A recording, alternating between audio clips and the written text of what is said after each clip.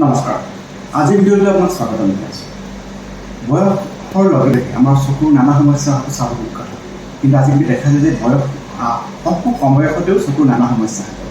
ইয়াৰ প্ৰথম কাৰণটো হ'ল চকুৰ নিউট্ৰিচনৰ অভাৱ। চকুৰ যিখিনি প্ৰয়োজনীয় আমাৰ নিউট্ৰিচন লাগে সেইখিনি অভাৱ।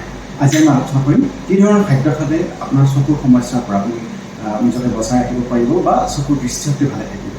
কাৰণ আজিকালি খুব কম বয়সতে দেখা যায় ল'ৰা ছোৱালীয়ে চশমা ল'ব লগা হয়। সেনেকুৱা সমস্যা নহ'বলৈ কি ধৰণৰ খাদ্য আমি গ্ৰহণ কৰা উচিত? আহক ভিডিঅ'টো আৰম্ভ কৰোঁ।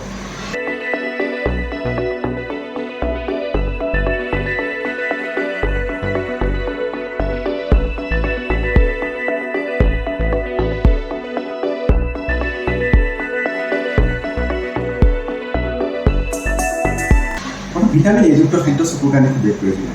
ইয়াত ৰডপচিন নামৰ প্ৰতিবিধ থাকে। ই কম পোহৰত দেখাৰ কাৰণে আমাক সহায় কৰে। গতিকে গাজৰ, অমিতা, আপোনাৰ লাও, সেউজীয়া শাক পাচলিসমূহ ইয়াত ভিটামিন এ থাকে। এনেকুৱা ধৰণৰ খাদ্যসমূহ খাব পাৰে। ভিটামিন B1 আৰু ভিটামিন ই এনেকুৱা খাদ্যসমূহ চকুৰ কাৰণে খুবেই প্ৰয়োজনীয়। ভিটামিন B1ক আমি এণ্টি ট্ৰেছ ফুড বুলি কোৱা হয়। ই চকুৰ ট্ৰেছ কম কৰাত বিশেষ অৰিহণা যোগায়।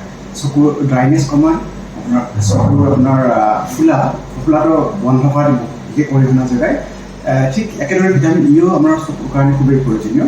মটৰ, কাজু, বাদাম, গজালি ওলোৱা মাহ বা মাহজাতীয় খাদ্যসমূহ আপোনাৰ ভিটামিন B1 আৰু ভিটামিন ইৰ কাৰণে প্ৰয়োজনীয়। এই ধৰণৰ খাদ্যসমূহ খাব পাৰে। ভিটামিন চিযুক্ত খাদ্যসমূহ, ইয়াত এণ্টি অক্সিডেণ্ট থাকে। ই চকু বাহিৰৰ পৰা হোৱা ক্ষতিৰ পৰা বচায়। গতিকে ভিটামিন চিযুক্ত খাদ্যসমূহ ই কি কৰে, কলাজেন প্ৰডাকশ্যন বঢ়ায়, চকুৰ কাৰ্নিয়া আৰু আপোনাৰ বগা অংশক ভালে ৰাখে।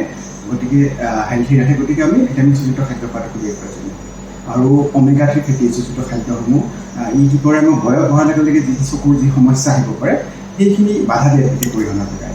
আপোনাৰ সাগৰীয় মাছসমূহ, আপোনাৰ ফ্লেক্সিড, চিয়াচিড এই ধৰণৰ খাদ্যসমূহত আপোনাৰ omega-3 ফেটি এচিড থাকে। গতিকে এই ধৰণৰ খাদ্যসমূহ যদি গ্ৰহণ কৰে, ভিটামিন এ, ভিটামিন B1 বা vitamin E, vitamin C, omega-3 ফেটি এচিডযুক্ত খাদ্যসমূহ চকুৰ সমস্যাৰ পৰা আপুনি নিজকে বচাই ৰাখিব পাৰিব।